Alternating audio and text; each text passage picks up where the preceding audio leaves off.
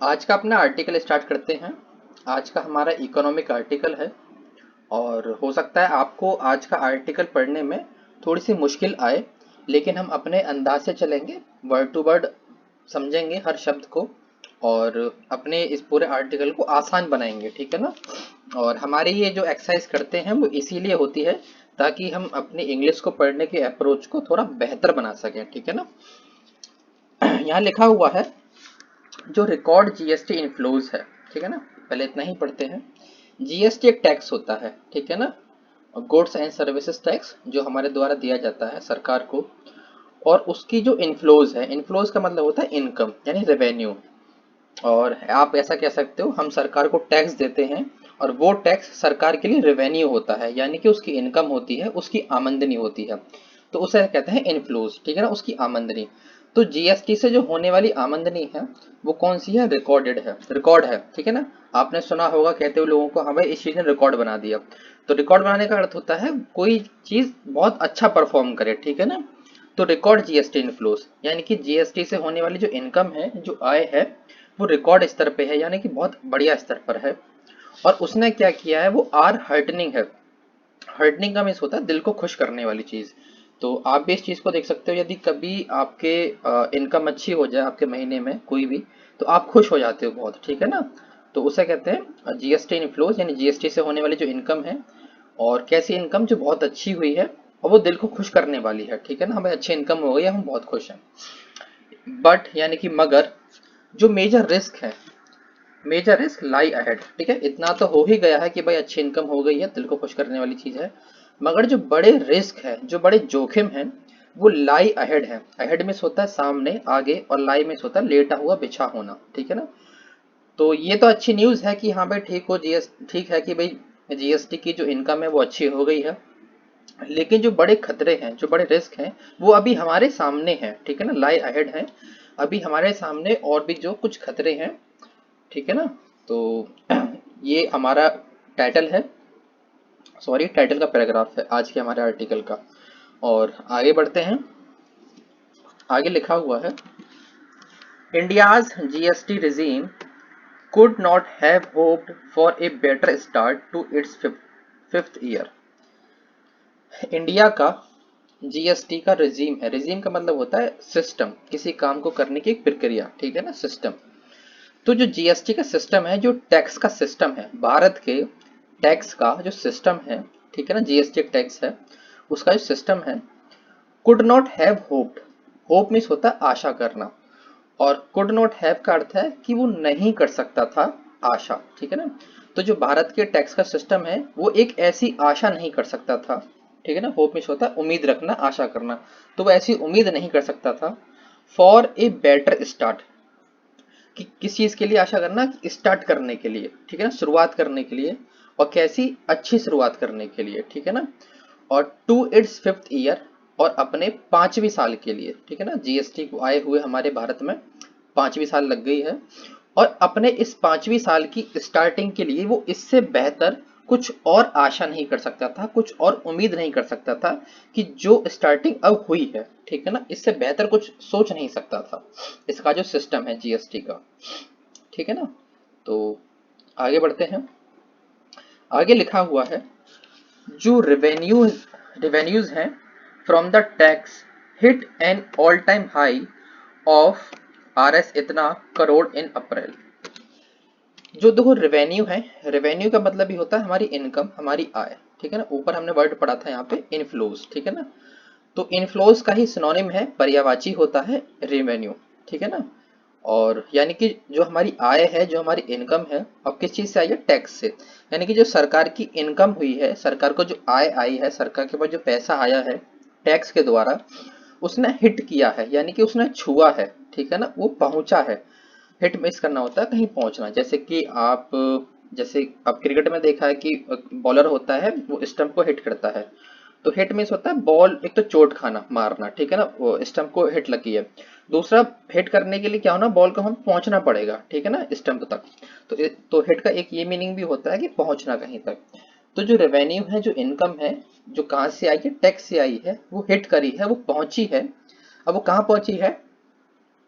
N all time high, all time high का मतलब है अब तक सबसे ऊपर, ठीक है। ऑल टाइम का मतलब है जो पूरा वक्त है अभी तक का, 5 सालों का जो वक्त है, और उस वक्त में सबसे हाई, सबसे ऊपर पहुंची है जो हमारी आय है, और वो कितना पहुंच गई है, वो आर एस इतना है 141,384 करोड़, ठीक है ना, इतने तक पहुंच गई है।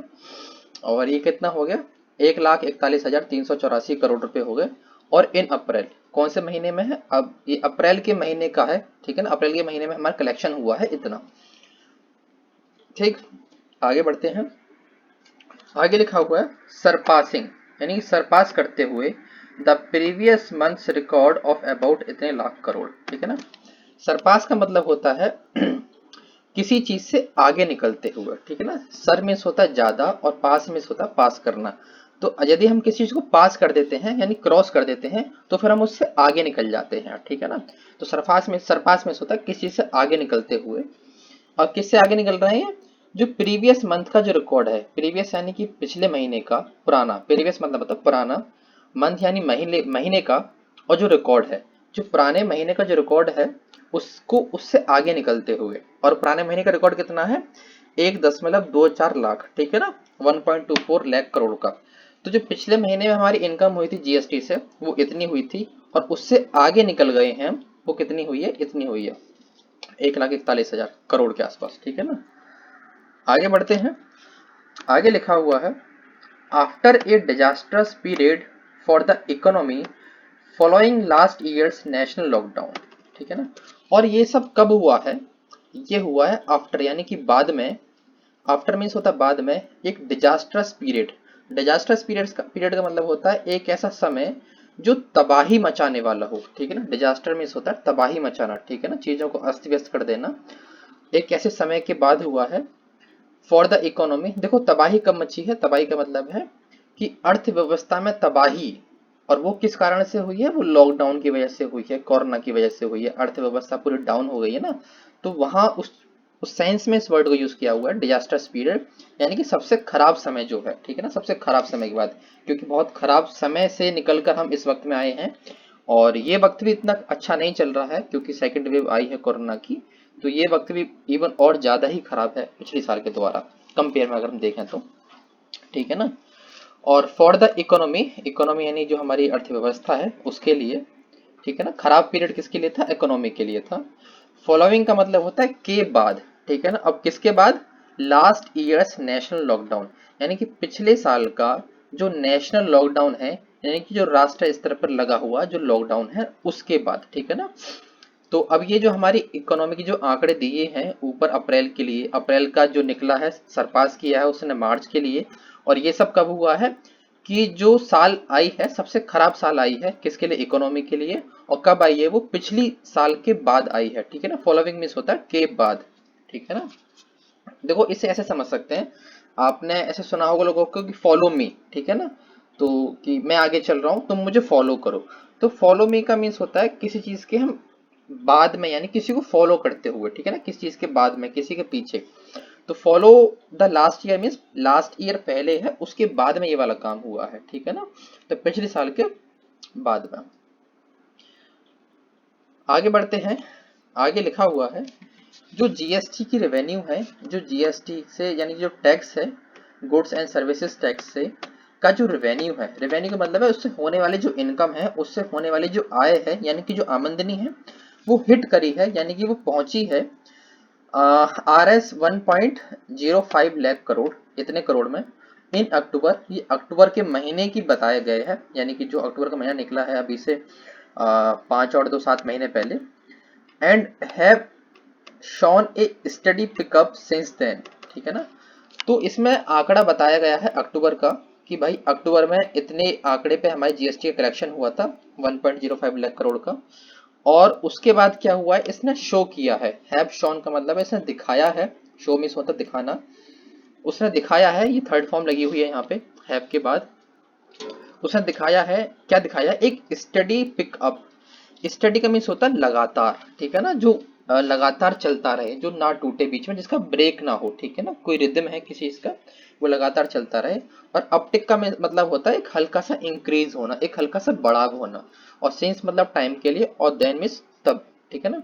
तो जो अक्टूबर का जो रेवेन्यू आया है तब के बाद से ये देखा गया है कि जब से जो कलेक्शन है हमारा वो लगातार स्टडी में लगातार अपटेक में होता बढ़ना, और सिंस देन यानी जब से यानी अक्टूबर से, तो अक्टूबर का कलेक्शन ये रहा और जब से ये दिख रहा है, देखा जा सकता है कि तब से जो हमारा कलेक्शन है वो लगातार धीमे धीमे बढ़ रहा है। स्टडी में लगातार और अपटेक में होता धीमे धीमे बढ़ना, ठीक है ना।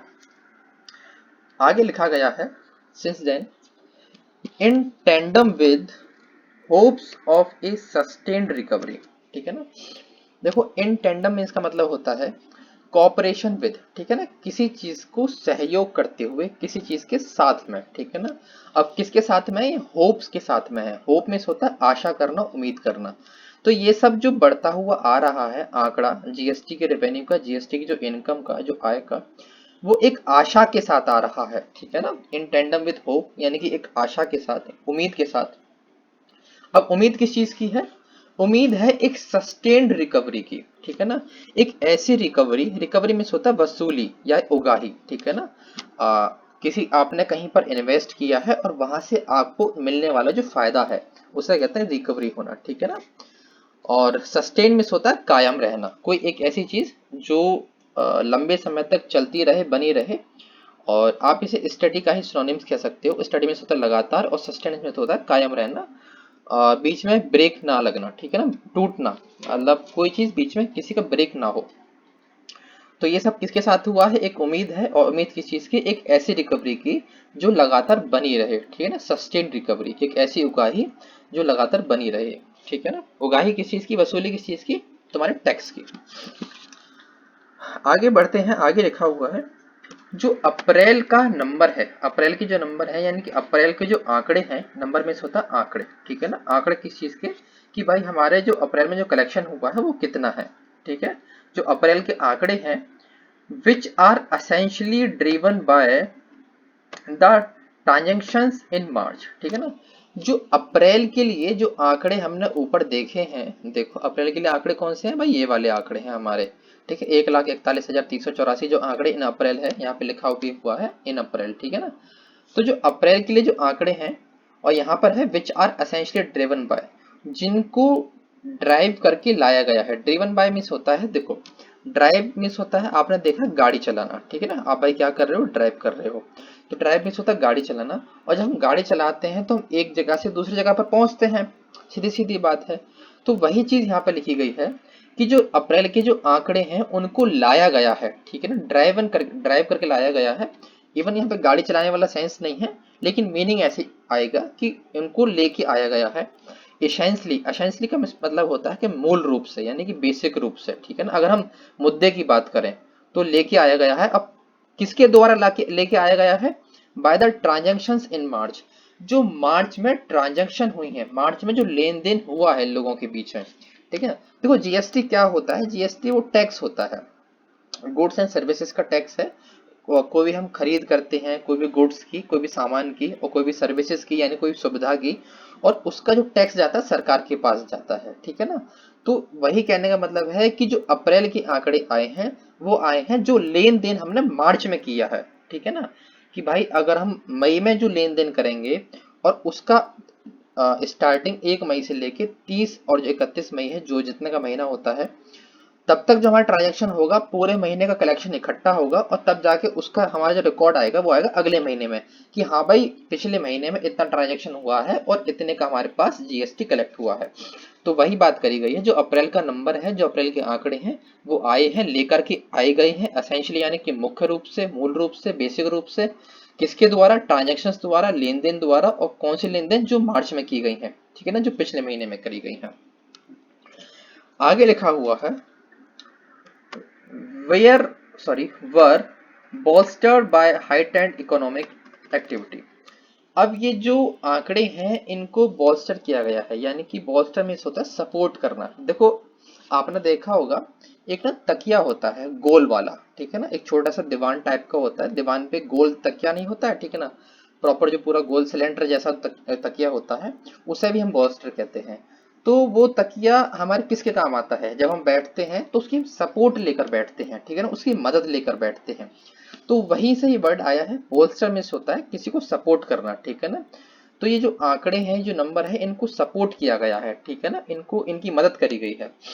ठीक, अब मदद करी गई है किसके द्वारा? बाय हाइटेंड इकोनॉमिक एक्टिविटी, यानी कि आर्थिक गतिविधियों के द्वारा। आर्थिक आर्थिक गतिविधि मतलब जो गतिविधि आर्थिक रूप से हमारे द्वारा की गई है, इंसानों के द्वारा की गई है, यानी कि जो लेन देन हमारे द्वारा किया गया है। और लेन देन कैसा है? वो हाइटेंड है। हाइटेंड का मतलब है वो बड़ा है, ठीक है ना, वो जो गतिविधि है हमारी वो बड़ी है, ठीक है ना, उसने ऊंचाई पकड़ी है हल्की सी, ठीक है ना। तो इसके द्वारा भी उसको थोड़ा सा समर्थन मिला है, थोड़ी सपोर्ट मिली है, ठीक है ना। अगर हम खरीदी ही ना करें, हम कोई इकोनॉमिक एक्टिविटी ही ना करें, तो कैसे हमारा जीएसटी का कलेक्शन बढ़ जाएगा, ठीक है ना। तो वही बात करी गई है। तो जो हमारी एक्टिविटी है वो नो डाउट है, यानी कि इसके द्वारा जो मदद मिली है कलेक्शन में, इसमें कोई शक नहीं है इस बात में, ठीक है ना, कि हाँ भाई लोगों ने अपनी आर्थिक गतिविधि करी होगी, चीजों को खरीदा होगा, तभी जाकर कलेक्शन में बढ़ोतरी हुई है। तो इस बात में कोई डाउट नहीं है, नो डाउट, ठीक है ना। आगे बढ़ते हैं। आगे लिखा हुआ है, the specter of rising COVID-19 cases and the fear of an impending lockdown could also have driven people to make advance purchases in anticipation, ठीक है ना, in anticipation। देखो यहाँ पे लिखा हुआ है, यहाँ पे दूसरा कॉज दिया गया है। पहला कॉज तो ऊपर दिया है, भाई लोगों ने गतिविधि करी है आर्थिक, इस वजह से टैक्स में बढ़ोतरी हुई है। दूसरा क्या हुआ है कि जो स्पेक्टर ऑफ राइजिंग कोविड-19 है, स्पेक्टर का मीन्स होता है कोई आगामी संकट, ठीक है ना, कोई आपके आने वाले भविष्य में कोई संकट हो जिसकी आपको आशंका हो कि हाँ भाई आने वाले वक्त में ऐसा हो सकता है, कोई भय आपके अंदर हो, कोई डर हो, ठीक है ना, तो उसे कहते हैं स्पेक्टर होना। और ये डर किस चीज का है? ऑफ राइजिंग कोविड-19 केसेस, यानी कि जो कोविड-19 के जो केसेस हैं उनके बढ़ने का, ठीक है ना, राइज मीन्स होता है बढ़ना। अब भाई लोगों के मन में ये डाउट है कि कोविड-19 के केसेस बढ़ सकते हैं, ठीक है ना, इस चीज का डाउट था, इस चीज की आगामी संकट, यानी कि आगे आने वाले संकट है, इसका हमें अंदाजा था। और दूसरा क्या हुआ? जो डर है, जो फियर है, fear of an impending lockdown, ठीक है ना। अब डर किस चीज का? एक लॉकडाउन का। और लॉकडाउन कौन सा?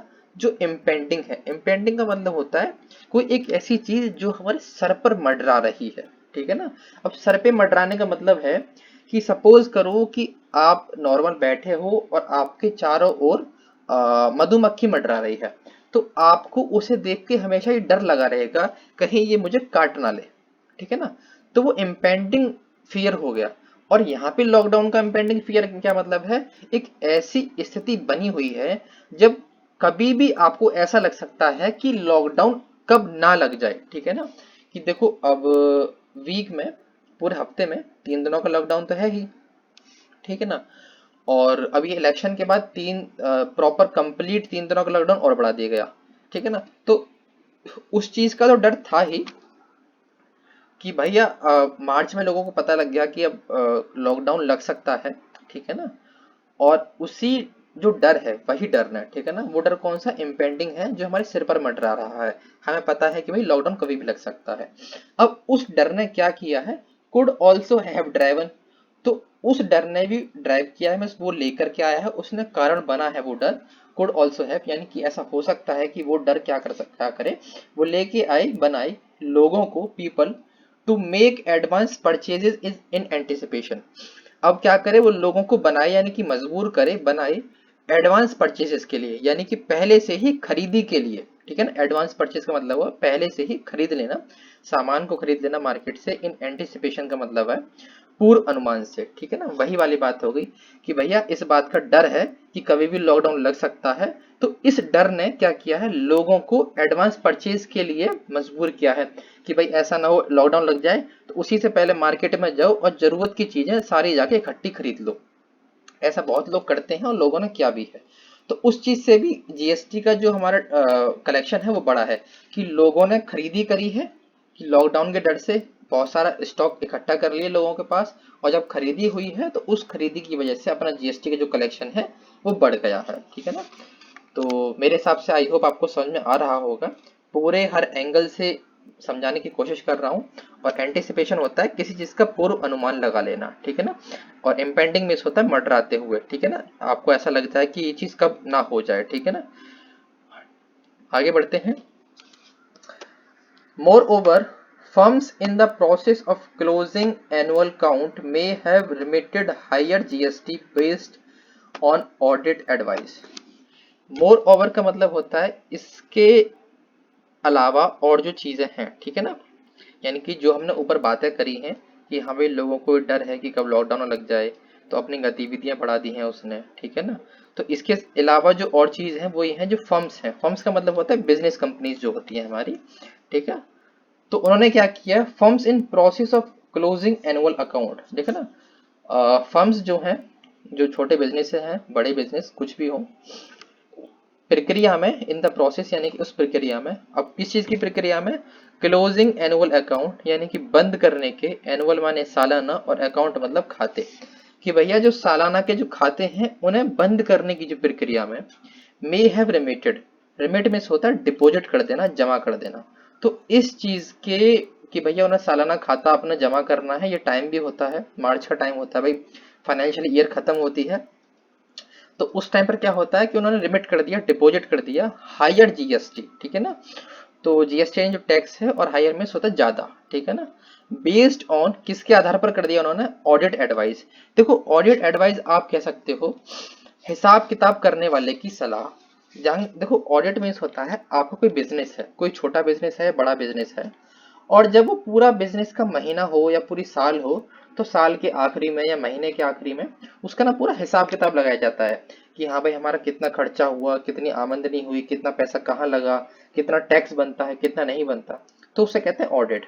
और ऑडिट कौन करता है, ऑडिट साधारण इंसान तो नहीं करेगा जो कंपनी चला रहा है, वो अपने लिए या तो कोई सीईओ रखेगा, ठीक है ना, या कोई प्राइवेट कोई लॉयर हायर करेगा, ठीक है ना कुछ रखेगा, तो उनकी एडवाइस से। तो जो लोग ऑडिट करते हैं, जो लोग हिसाब किताब करते हैं आपके फर्म्स का, उनकी एडवाइस पे वो आपको एडवाइस देते हैं कि हाँ भाई आपका इतना इतना खाता अकाउंट हो गया पूरी साल का, अब आप आज बेहतर होगा आपके लिए कि आप जीएसटी डिपॉजिट कर दो। तो वही आपको सलाह मशवरा देते हैं साल के आखिरी में कि हाँ भैया कि जो जाओ और अपना जीएसटी डिपॉजिट कर दो।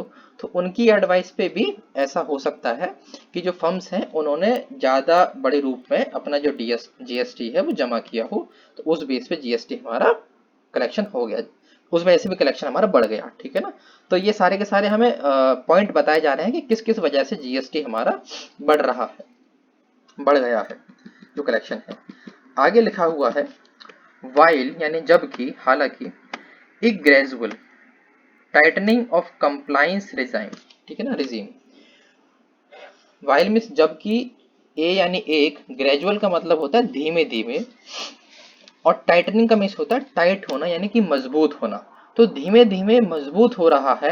अब क्या मजबूत हो रहा है, एक compliance of regime. Compliance of regime का मतलब होता है, देखो कंप्लायंस का मीन्स होता है किसी चीज का पालन करना, कोई कानून है, ठीक है ना, कोई जैसे टैक्स का कानून है, और कि भाई कि जीएसटी का कानून है, सपोज करो कि आपको 18% और किसी चीज पे टैक्स देना है, गवर्नमेंट ने लगा दिया।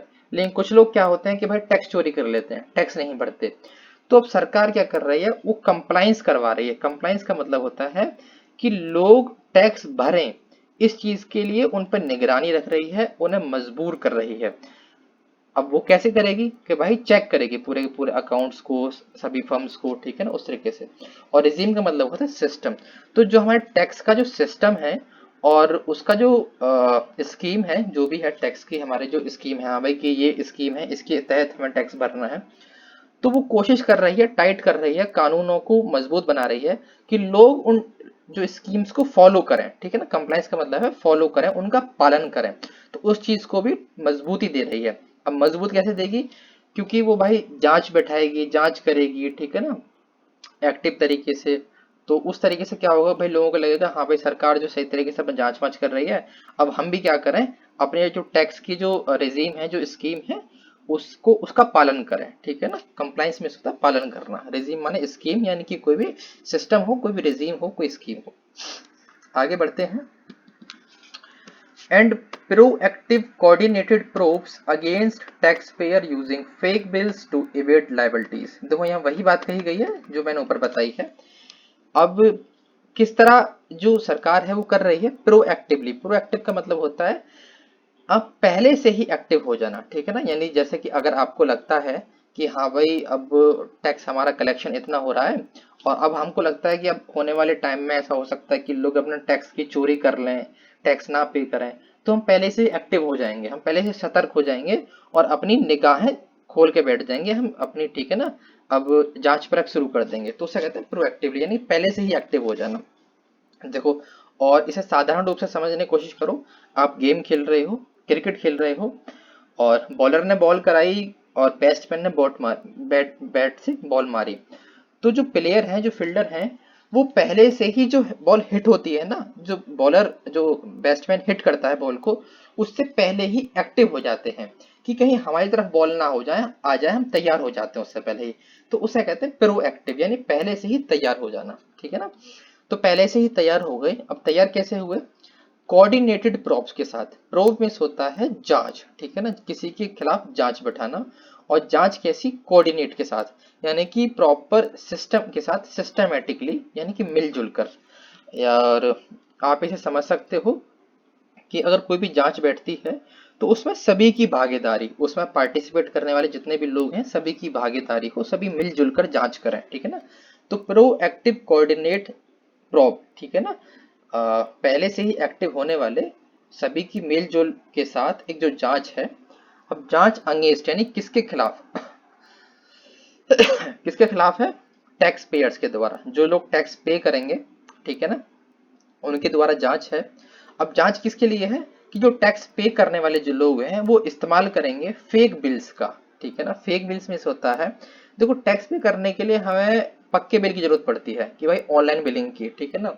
अब कुछ लोग क्या होते हैं, कच्चे बिल काट देते हैं। आपने देखा होगा, कच्चे बिल का मतलब होता है सीधे एक पेपर होता है, पेपर पे आपका जो बिल बनता है उसे आपको बना देंगे, आपको दे देंगे और वो पैसे ले लेंगे, ऑनलाइन बिलिंग नहीं करेंगे। तो उससे क्या होता है, वो टैक्स पे करने से बच जाते हैं, ठीक है ना। तो उसे कहते हैं फेक बिल्स।